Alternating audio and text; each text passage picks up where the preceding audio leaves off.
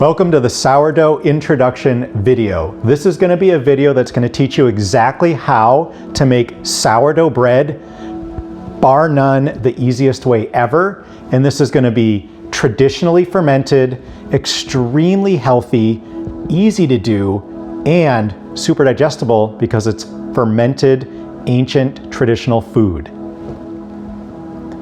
Today we're going to be making a bread that's going to look like this.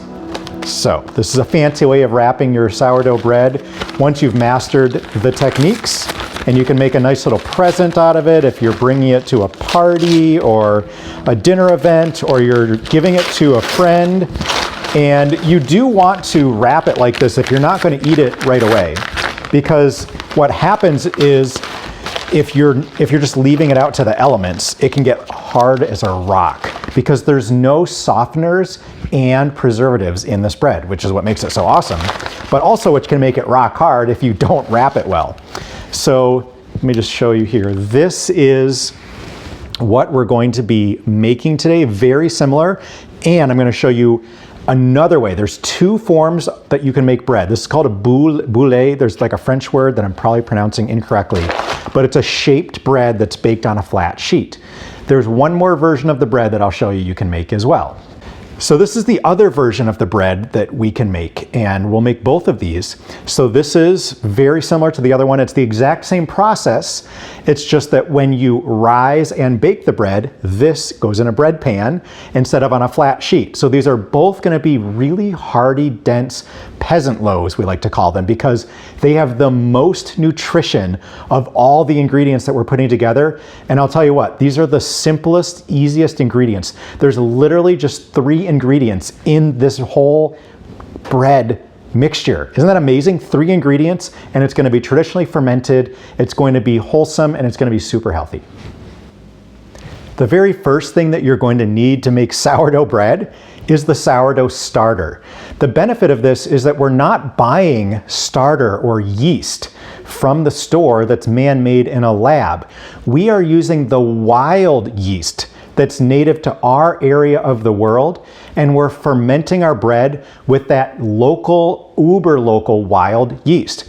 So first we have to make the starter. So if you're going to make sourdough bread, this can take anywhere from 3 days to 3 weeks to make your starter, depending on how you do it. So the easiest way to make a starter, which I've got in front of me right here, is going to be, now this isn't going to be uber local, but the easiest way is you're going to go out and you can buy a starter. So this is a Danish rye traditional sourdough starter. And what you can do is you can buy one of these from the store for a couple dollars, and it comes with this little packet inside that's going to be the dehydrated sourdough starter from someone else's grandma's kitchen from, hundreds of years ago, hopefully. And they dehydrate it and ship it to you, and the bacteria are still alive in a suspended state. And what you're going to do is you're going to open this packet and you're going to place it into water. And then these are microbes. So you've got some bacteria and microbiology in here. They have to eat. And that's what creates the active starter that rises your bread. So the bread rises from this starter when the yeast eat the food, the carbohydrates in the bread, and give off waste. In this case, carbon dioxide is the waste of the yeast. When they give off carbon dioxide, it grows or rises the bread. So that's what you can do the very, very easiest possible way. I don't recommend that you go out and buy a starter. However, if there's like a really specific type of sourdough flavor that you want always, you could go and get a starter. And if you just want to do it the absolute simplest way, get yourself a starter. And I'm going to say within about 3 days, you are ready to use that starter to make bread. I like to keep the starter either in a glass jar, like a mason jar, not with a lid that's screwed all the way down, because it is eating to stay alive. So it's going to be creating carbon dioxide. And as that carbon dioxide fills the glass jar, you don't want it to break. So you need to give the yeast some breathing room. So we like to use typically ceramics, and you can see that this lid, there's a way to seal the lid on here, but this lid is never sealed. It's got a little gasket, but it doesn't seal. This is the best way to create and to maintain and house your sourdough. This is basically going to become your new family pet, and you do have to feed and care for it, not daily, but often. So the second easiest way to make your sourdough starter is you're simply going to add 2 ingredients, flour and water. You need to have unbleached flour, so preferably a whole rye flour, and even more preferably something that was freshly ground so the oils are still fresh and healthy. After a while, those oils can go rancid if they're sitting around exposed to heat, light, or oxygen. So it's literally 2 ingredients, water and flour. Again, unbleached, because we don't want any chlorines or bleaches in here that can kill the yeast and the microbes that we're going to create. So I take, right here in front of me this is water with no chlorine and fluoride. So that's also important that you're not just taking city tap water and using it to make sourdough, because this is a living thing and the chlorine is added to our tap water to kill the yeast and bacteria in the water. So we don't want to be killing the yeast and bacteria that we're growing to make sourdough as a living food. Remember, we're going to be eating this living food and we need it to be alive. So I love to use distilled, reverse osmosis, or well water or spring water when you're making your sourdough. And if you've got traditional tap water, that's totally fine. You just need to filter it, like through a Brita filter or some sort of filter that has activated charcoal. And the activated charcoal is what's going to remove the chlorine, and then that's going to allow you to have water that totally is going to keep your little beast here alive. So if I was making this starter from scratch, which you might be able to see here that I've already got starter in here and it's nice and bubbly, which means it's very alive and active. If I was starting from scratch, I am going to take, and there are no measurements needed, you will find on the internet, add 14 grams of flour and 100 grams of water. Honestly, there's some parts where you could measure in sourdough, and I will show you that. But for making your starter, don't measure. It just needs some flour, and I would literally just dump this flour in here, and it needs some water. And this is way too much water, so I put just like a giant tablespoon of flour, and I'm gonna put a tablespoon or 2 of water. And then I'm gonna mix it with a non-metal implement. When you start introducing all these metals into your living cultures, it can have unintended consequences of changing the flavor, killing some of the microbes, because a lot of the eating implements that we use, if they're silver, if they're stainless steel, they're made to be kind of like not sterile, but they're made to keep bacteria off of them so that they're clean when we use them for eating. So you could use wood, you could use plastic, you could use this enameled steel. As long as, you know, if you use metal, it's not the end of the world. It'll work. I just prefer not using metal when I'm making the sourdough starter. Now, if you then just take the flour and water, and to build your starter, because you're not starting with a mix now that already has the active cultures, you need to grow and nourish the bacteria. Where's the bacteria coming from? I'm just adding flour and water. It's coming from 2 places. There's already bacteria on the flour itself, which is why I highly recommend that you actually use a whole freshly ground rye or wheat berry. So this right here is fresh wheat berries, and they have bacteria on them already from the field and from the farm and from the land. And when you freshly grind them, that bacteria is still present. And I add it right here. Now I'm feeding the bacteria the flour. So there's already bacteria on the outer husk of this flour. I'm allowing it to eat the flour carbohydrate itself when I put water in and mix it together to give it an environment that it's able to reproduce itself. Now, you could literally just add freshly ground flour in about the same amount that I added, a couple tablespoons of water and a couple tablespoons of flour every day, mix it and leave it out on your counter. And over the course of about a week to 3 weeks, you'll start to see it get active and you'll see bubbles coming up. It's not gonna be like frothing, like boiling water. It's gonna be just slowly bubbling, and you can smell a fermented scent from it. Now it is ready to start using in sourdough. There's a faster way to do it, and this is the way I personally like to do it. I do the exact same thing, some flour and some water, and I mix it together. And then I'm gonna add, let me just grab these out of the freezer for you. I'm gonna add some wild blueberries. And that's what I've got right here. This is about all you need, like literally 5 to 10 tiny blueberries. And I'm gonna add them in day one when I make my starter. Why? There's two reasons. The blueberries have way more wild yeast on them because it's a berry, it's a fruit, it's like a sugar growing in the wild. That's why wild blueberries, not cultivated, that are sprayed. Wild blueberries, wild cherries, wild cranberries, wild juniper berries, any of those have lots of wild yeast on them from your environment. When you put them into the flour and water mixture of your starter, it takes off in one day with all of that wild yeast that's now eating the flour you put in here. Secondly, the berry already has some sugars in it. So you can see like some juice, and then some of these berries are pretty juicy themselves. They're gonna add food for the microbes to reproduce. What the microbes are doing when they eat is they're reproducing and making more of each other. So as there become more and more microbes, the solution of this starter gets more active, it's able to rise bread better. What you'll find is if you don't have a really active starter before you make your bread, is you're gonna add all the starter and you're gonna let it ferment, and then you're gonna go to bake it, and the bread's gonna be really short, it's not gonna rise, and it's gonna be super dense. It still tastes great, but if you don't have a very active starter when you make your bread, it will be super dense, and it really does make a better bread with an active starter because you really get a good rise to it. And that's the hardest thing to do in sourdough bread baking, is get a really good, what they call spring to the bread, so that it's like really nice and fluffy sourdough bread. And so a lot of people cheat and they'll put in sourdough starter to give it the flavor, but then use commercial yeast. A lot of the bread you buy at the store uses a commercial yeast, even to make sourdough, to make it rise really high and fast, really quickly. Our bread's gonna take more time, but that means it's gonna be more digestible as well. So the next thing you're gonna need is flour. And I highly recommend you get freshly ground flour. And you want whole wheat. Remember, we're making a very nutritious loaf of bread. So this is the whole wheat, and you can go to the store and buy it. Again, I really want everyone to buy freshly ground whole wheat. Now, the ideal way, other than going to the store and getting freshly ground whole wheat, remember, we're not using white flour. Number one, because that's bleached, and then they usually add back these additives that you don't want in your body.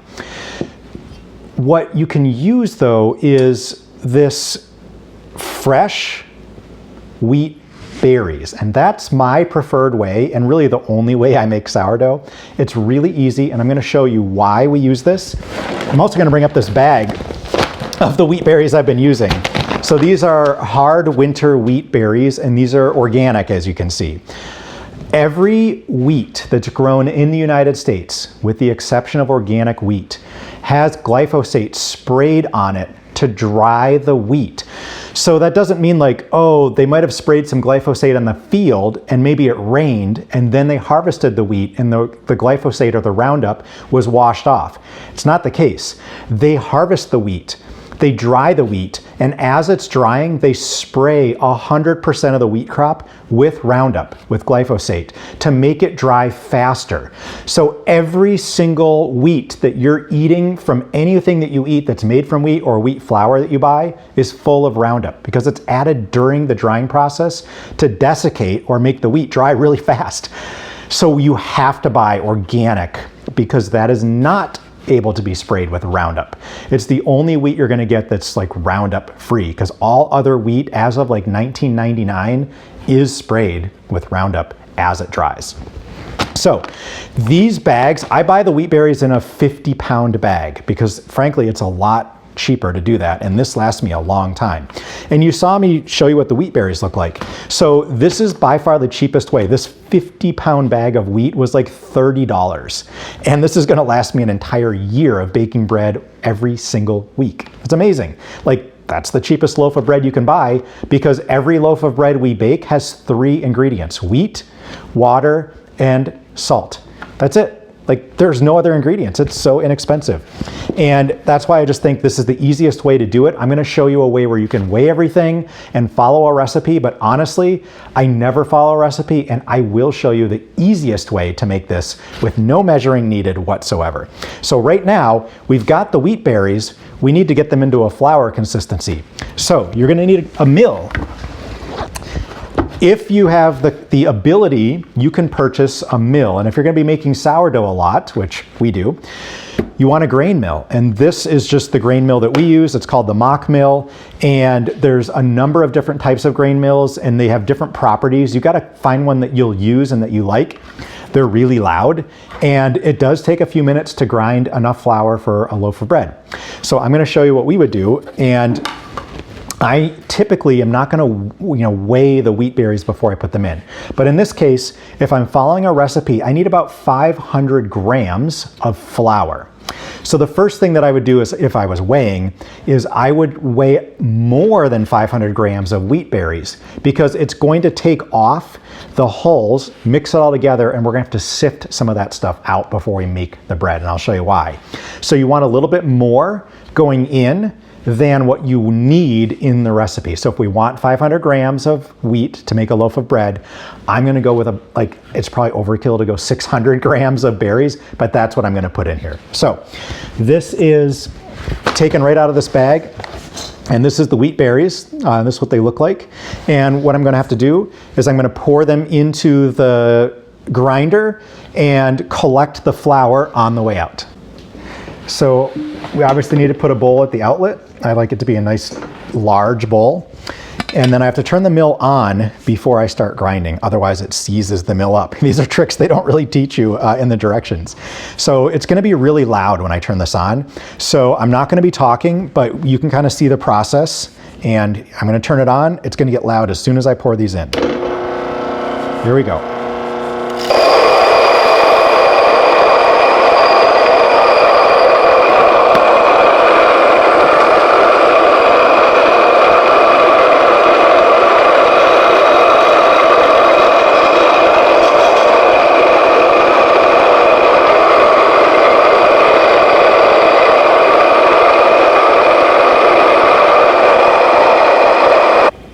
So the grinding is done, and this has 2 ceramic grinding stones in it. You can get tons of grinders. Some of them have metal. I don't recommend getting metal grinders if you can avoid it. Plus the metal tends to heat the flour up a lot, and too much heat destroys the fragile oils that are going to be in here. You don't want rancid oil before you even start the process. So this will be a little bit warm coming out, but this is now the ground flour, and it's not quite ready to be used yet. It needs to be sifted.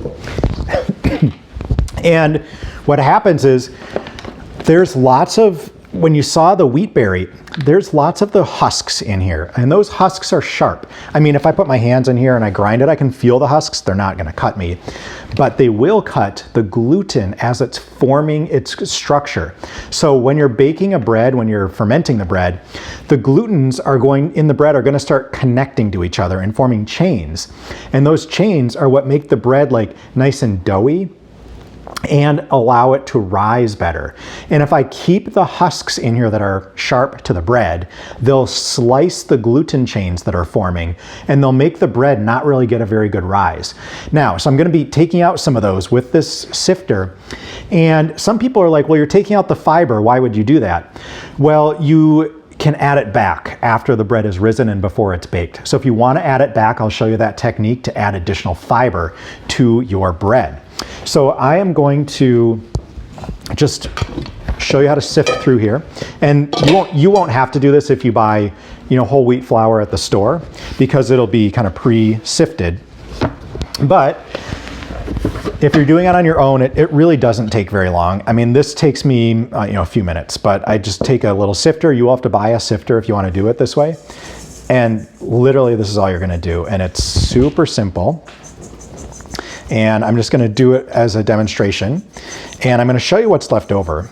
And what's left over, and I'm not going to put it back in here, are the parts of the husk that have been ground. And these are what can slice the gluten as it's forming. And they are a lot of fiber. So you may want to save these in a separate container and add them back at the end.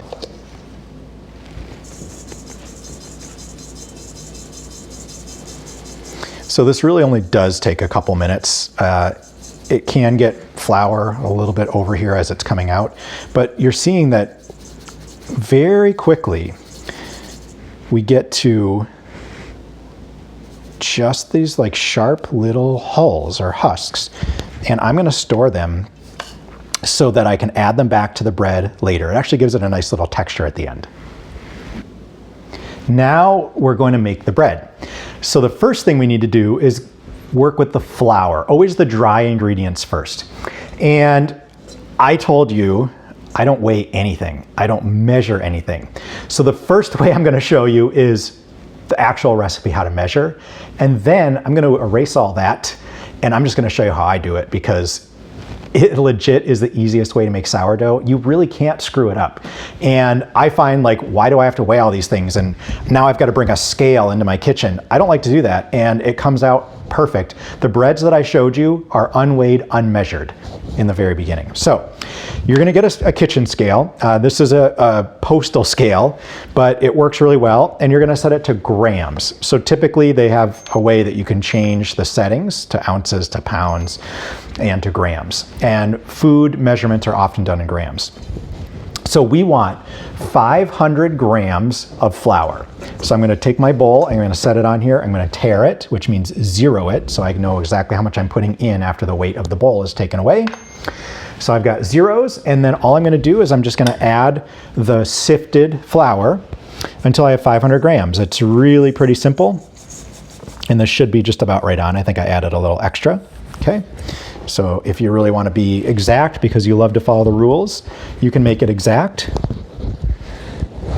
And there you have it. We'll go right to 500 for those rule followers. Perfect. All right. Oh, and I keep hitting it. Okay, so now you've got your 500 grams of flour. Now I'm going to show you the way I do it.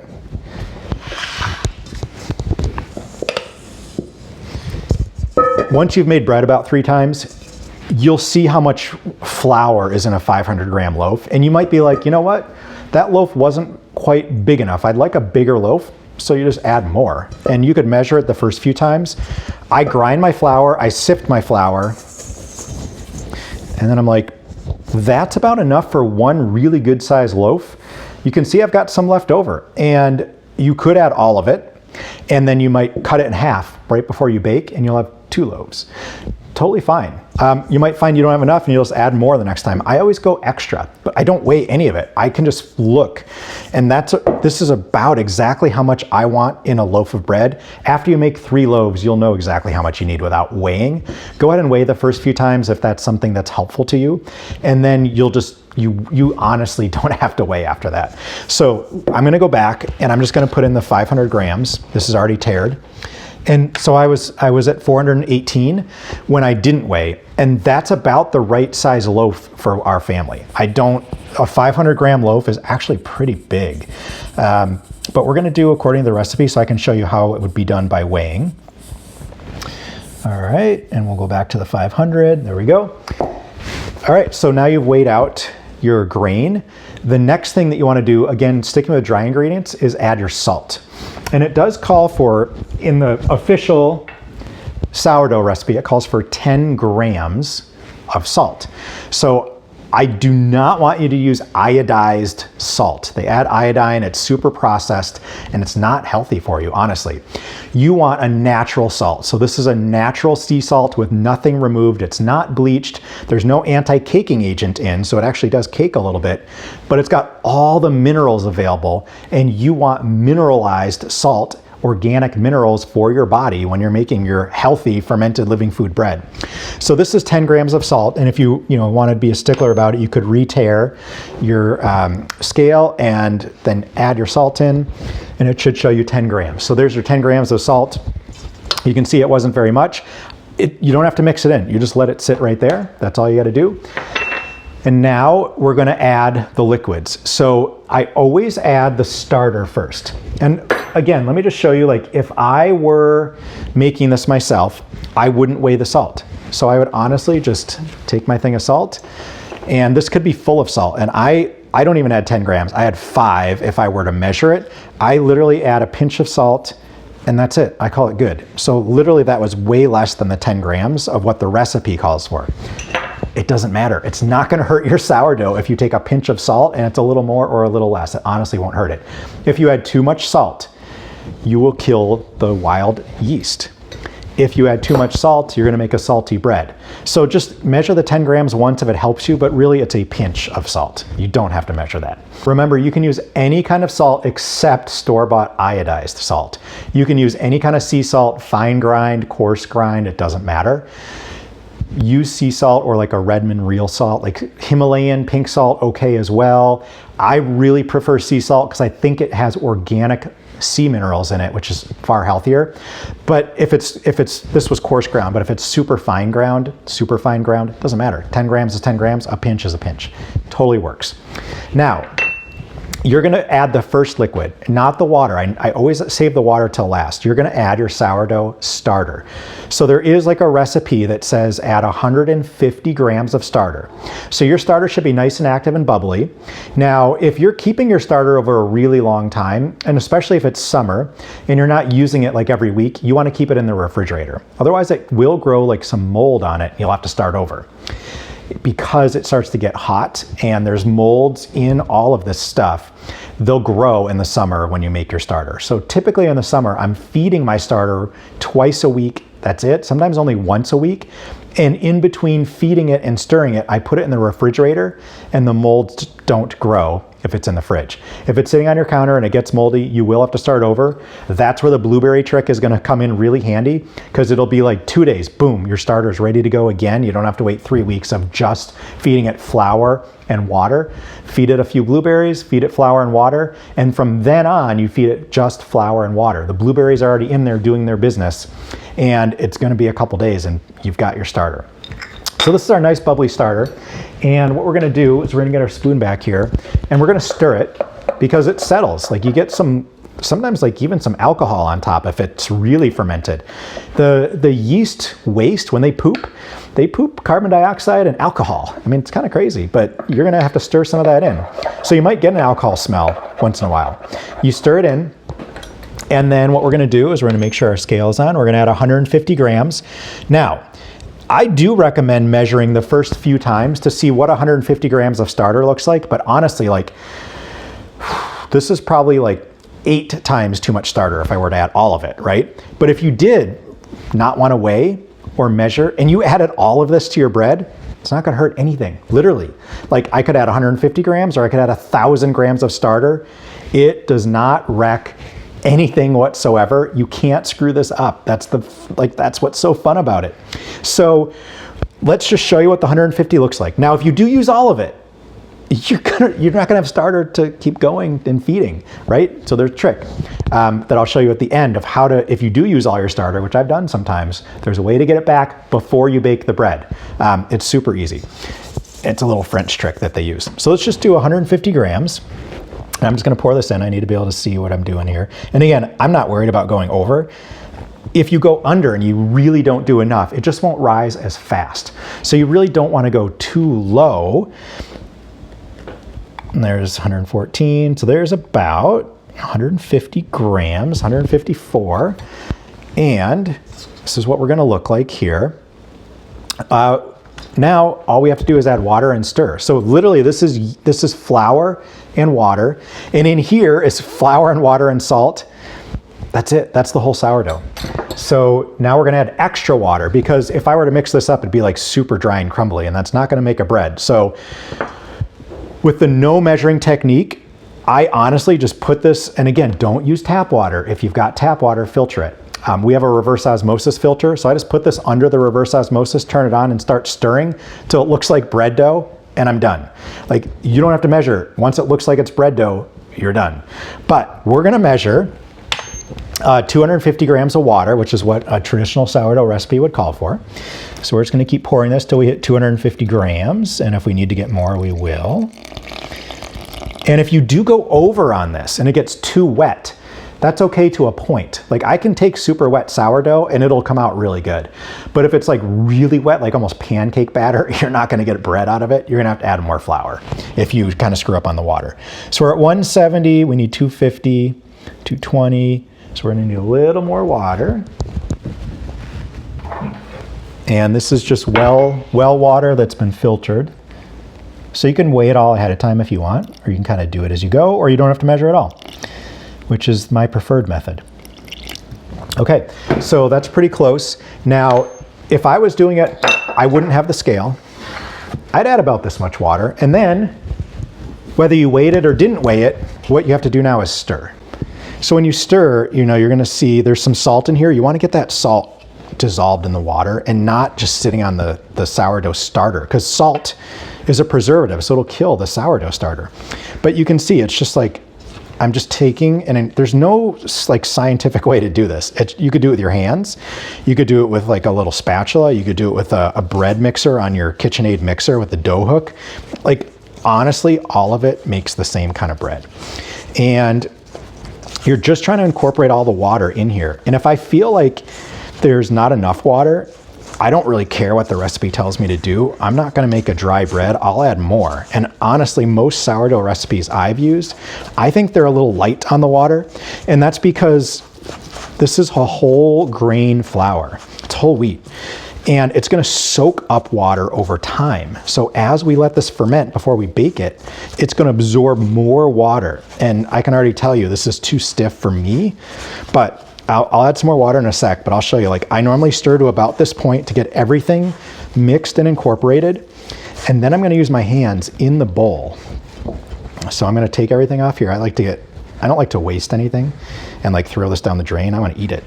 So I'm gonna take my hands, and what I'm gonna do is, this is a technique, you know, it might take you some time, but essentially I'm lifting with my fingers and pushing with the palm of my hand. So I'm just lifting and pushing. And what this does is, number one, it incorporates this loose flour you see here. And number two, it is starting to activate the gluten in the wheat to start being stretchy. Like you see people on the movies and they like throw these pizza doughs up in the air and they like catch them on their hands and they stretch them. Do you see me stretching this? No, but tomorrow, this will be stretchy. And that's what's gonna happen is, by doing this, called kneading the dough, but this is just a technique to do it right in the bowl itself. We're incorporating all the water. We're incorporating all the excess flour that's at the bottom. And you don't have to get your countertop dirty.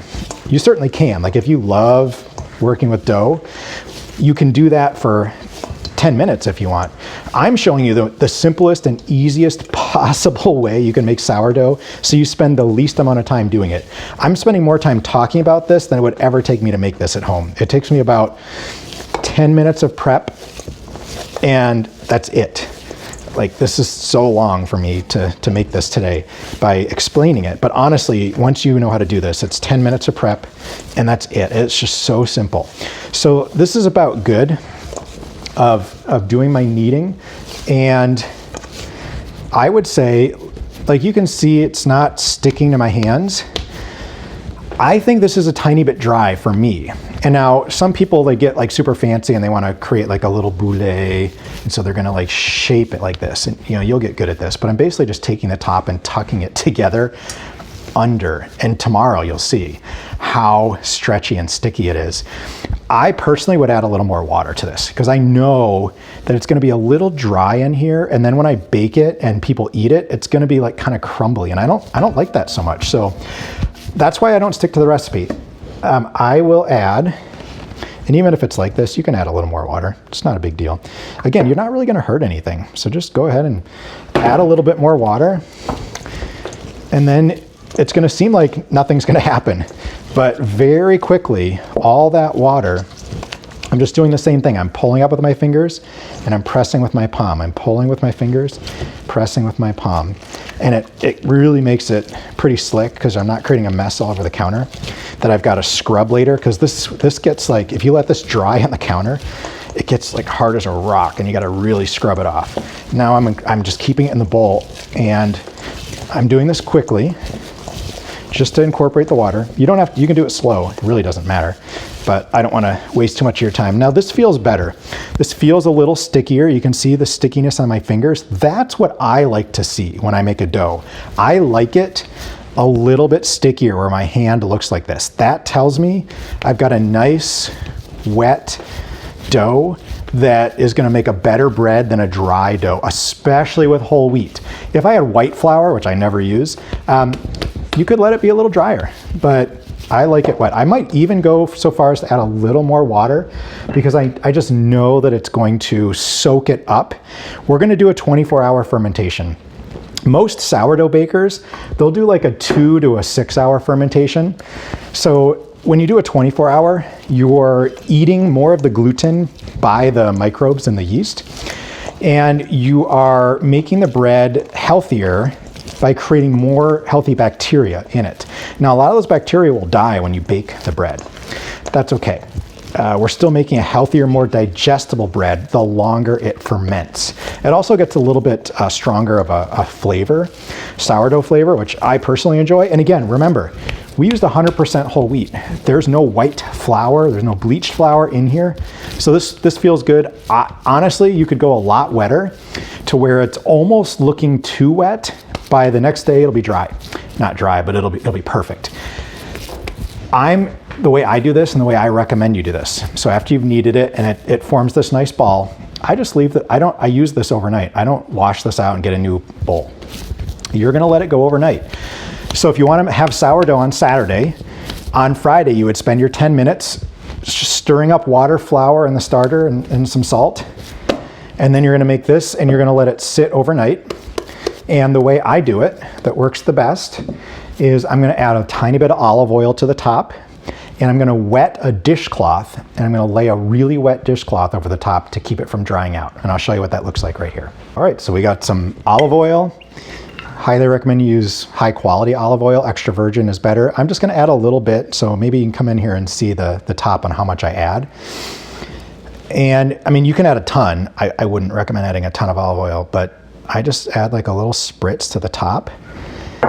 Sometimes I'll leave it like that. Sometimes if I really want, I'll just spread it out. But honestly, some of it drips down the side, which is good so the bread dough doesn't stick. And it just keeps it a little more moist. And then I've got just a kitchen towel. Like honestly, I grabbed a clean kitchen towel and I ran it under the water. This doesn't matter if you use filtered water because it's not gonna get incorporated into the bread. It's wet so that it doesn't let the bread dry out, because we're gonna do a 24-hour ferment. And I love the 24 hours because when you eat a gluten bread, right? People talk about gluten-free and gluten this, and they're avoiding gluten. Letting it ferment for 24 hours makes it way more digestible. And a lot of people, myself included, who can't handle gluten. I didn't eat bread for 10 years, and I used to make my own sourdough every week. But I found I was sensitive to gluten. And I was really triggered by beer and by other gluten foods. So I stopped eating it for 10 years. And what I found is I am now able to eat sourdough bread, but not regular bread. Both of them have gluten, but the sourdough bread gluten is going to be a little bit more digested and digestible by this process of letting it ferment and letting the yeast and the microbes eat through some of the stuff in the bread. A lot of people that are gluten sensitive, if they do this 24-hour ferment and they make a traditional sourdough with fresh ground whole wheat and not store-bought white, junk wheat, they find that they actually can handle it really well. So like gluten-free just means there's no protein in it that's called gluten, and really it comes from wheat. So any gluten-free bread is going to be made from a flour that's not a wheat-based flour, like rice.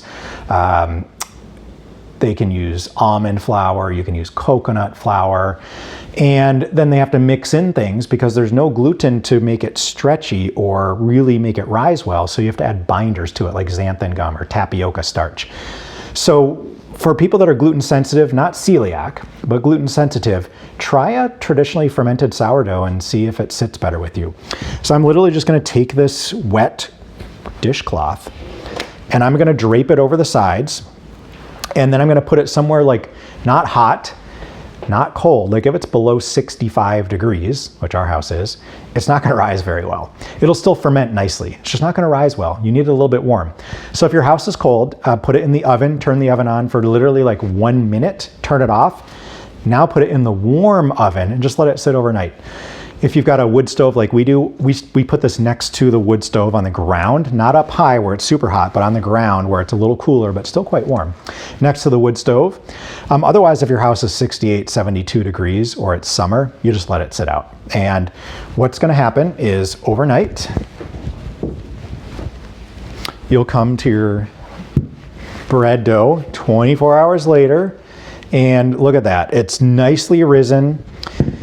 You can even see some pockets of the carbon dioxide bubbles here. It's really a lot bigger. This is the exact same dough, but now you got a really good rise.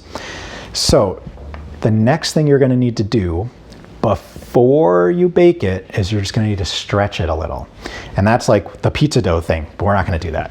What you're gonna do is you're literally just gonna like pick up parts of this, and watch how stretchy it is compared to that dough earlier. See how much that stretches? And it's still not stretchy enough for me. So that's what we're gonna do, we're gonna stretch it like this, and we're gonna knead it with our palm, and we're gonna stretch it and fold it. So we're gonna stretch. There's no magic. Like, you can be like some crazy Italian pizza slinger and like throwing it up in the air and catching it. That's great, like you could do that. But honestly, all you're trying to do is stretch the dough a little bit, and you can see it ripping when I stretch it. What I'm doing is I prefer not to rip it, but as I stretch and fold, it's gonna make it more elastic. So it's gonna make it stretchier ultimately. And what's gonna happen then is when we do our second ferment and the quote unquote rise, because it's so stretchy, as it rises, it gives the bread a nice, like lofty appearance. And then when you bake it, it makes it a little bit lighter when you go to eat it instead of so dense. Because remember, this is 100% whole wheat. Most people, when they make a whole wheat bread and they don't use commercial yeast to rise it, it's like really dense. So I'm just gonna stretch it, and I like to fold it to this like bowl shape or a ball shape, boule ball. So again, I'm just like stretching the sides and folding them under, and it just makes like a little ball. And then I'm just gonna stick it back in here. And now it's ready to do one of two things. It's ready to rise and bake. So in order to rise and bake, you've got two choices. You can use a bread pan, and you're gonna wanna oil the inside of it. You can use like a fat, like coconut oil. You could use lard, you could use bacon grease, you could use butter, you could use olive oil. You want your bread to come out. And if you don't oil the sides and the bottom, it's gonna stay in there, and your bread's gonna like not be able to get out of here. It's not fun. So you're gonna oil this, and if you're gonna put it in a bread pan, and can you grab that bread dough, the risen bread? I'll show you what it comes out like from here. You're not gonna leave it in the ball shape when it goes in the bread pan, right? So I like to stretch it. This is what it's gonna look like. We showed you this earlier, coming out of the bread pan. It looks great. So I'm gonna shape it to a torpedo. So I'm just gonna everyone knows what a torpedo looks like. So you just kind of stretch it. And I like it to be tight so that it doesn't rise like all kind of like floppy, right? So sometimes I'll twist it. I'll just twist. I'm just twisting it a little bit. And now it feels tighter, and I'm gonna just set it in the bread pan. Honestly, just like that. I'm gonna cover it with my wet cloth. I'm gonna add a little olive oil to the top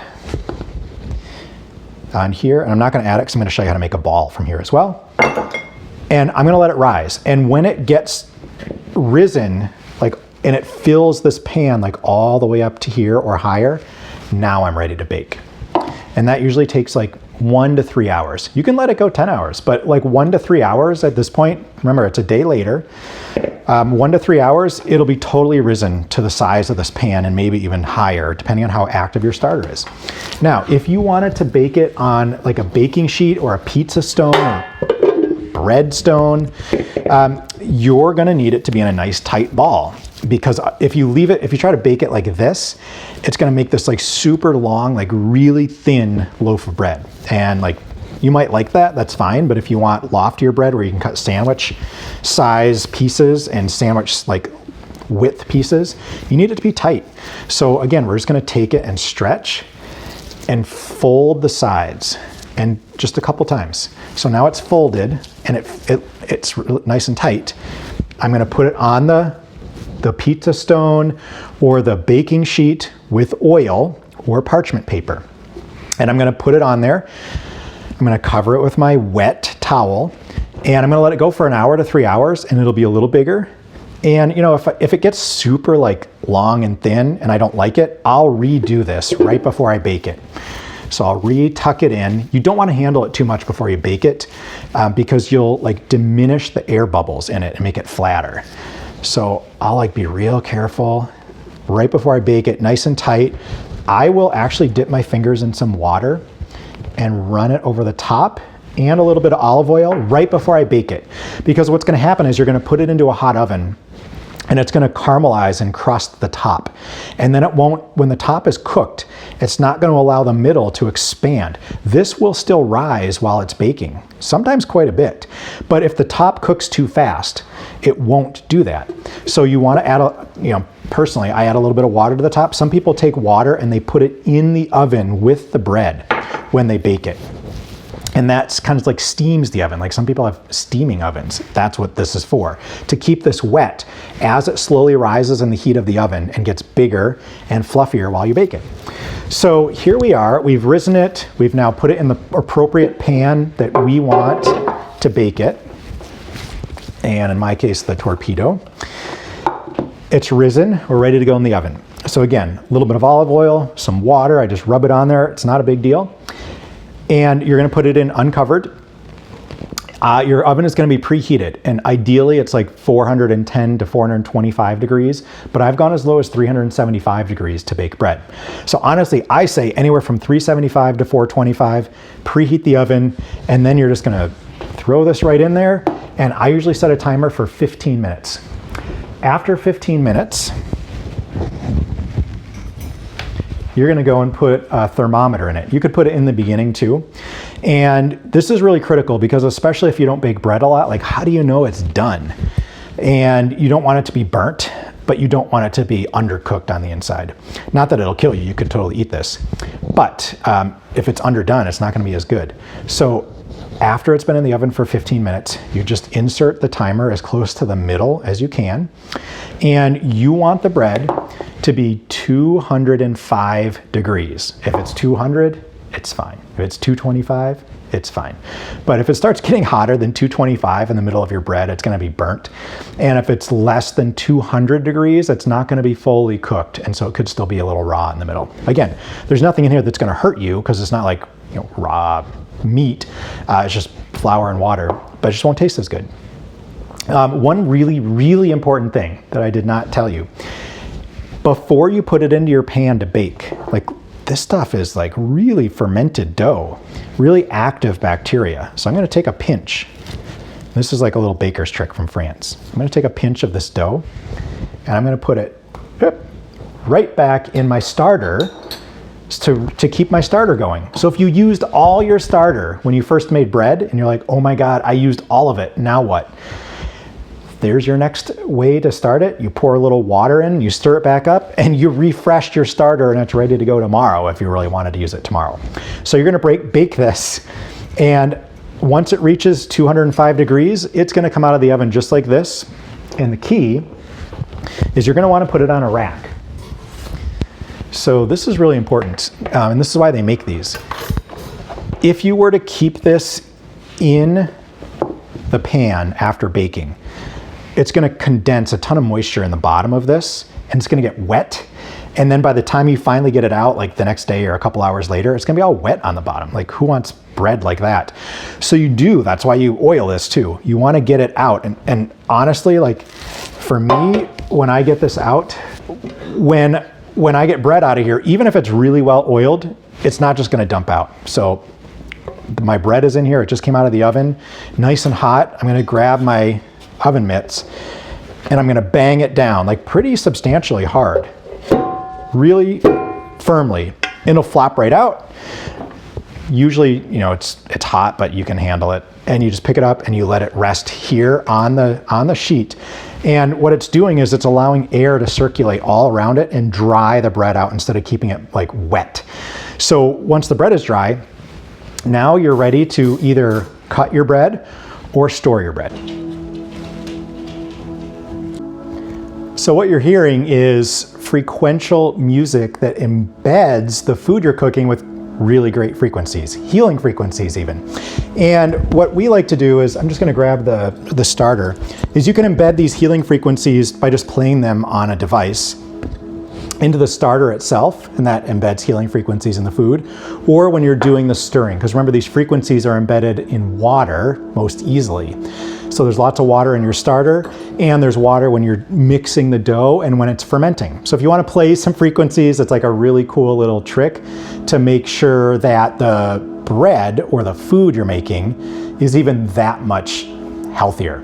So we're playing 432 hertz, and I'm showing you here like the end product. So these are all sourdough breads that we've baked. And you can see like some of them come out a little flatter than others, and that's like keeping it tight and getting a really active start if you want it bigger, like this guy here. All the way to like, I mean, this is beautiful. So I'll show you, this cuts into sandwich bread just like this. So this is our sandwich bread, or bread you can toast, and you can see it's like a really good size. You're not gonna get like a commercial store-bought bread with these giant like loaves, because you're making this real living food. And honestly, like that commercial food, you might be used to it, your kids might be used to it, but it's not helpful for you to be eating that. So this is one we just made yesterday. And you can see that we cut it up nicely. And what we typically do is we'll cut this up as soon as it's cool, and then we'll put it in Ziploc bags or glass, and we'll freeze it. So now, anytime somebody wants a sandwich or some toast, you open up the bag, take it out of the freezer, throw it in the toaster, you make your sandwich, whatever you want to do. And that's because sourdough bread, because it had been a living food, there's no preservatives in here. So you can't just let it sit on your counter. It'll turn rock hard, or after like 3 days. You can keep it in the fridge, it'll keep for about a week. But honestly, like we don't always go through a whole loaf in 1 week, depending on what we're doing. So I just love cutting it up. And when it's fresh, nice and warm, we'll dip it in some olive oil and balsamic vinegar and have it with dinner, nice and warm. And then the rest of it goes in the freezer or the fridge, and we'll use it up over a week or two.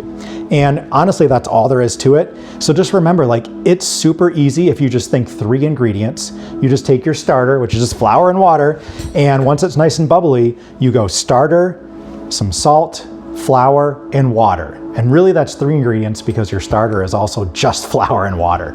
You don't have to measure, you mix it together till it has the consistency. It might take you a few loaves to get the consistency the way you like it.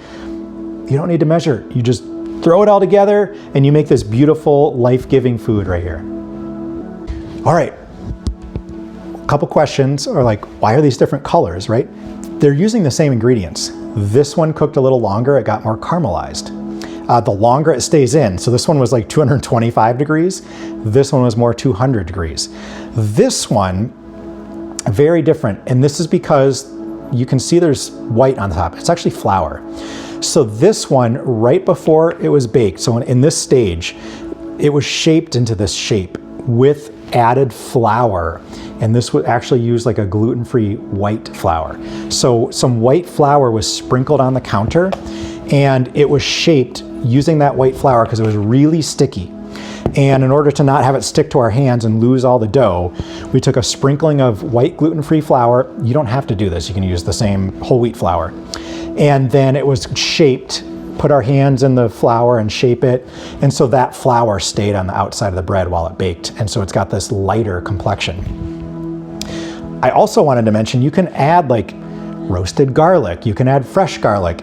You want to do it at the 24-hour stage, when it's like just about risen and you're about to bake it and you're ready to fold. That's when you can add some rosemary, herb de Provence, and you would honestly, like if you want to embed it in the loaf, you would put it on before you fold. If you just want it on the top, you get it ready right before it goes in the oven, you sprinkle this on the top. And if you want extra fiber, 24 hours before you shape it and put it in your bread pan, this is when you're gonna add the extra fiber, and you're just gonna sprinkle as much as you want. The gluten is already formed. It's not gonna slice the gluten much now that it's formed. And you're just gonna like fold this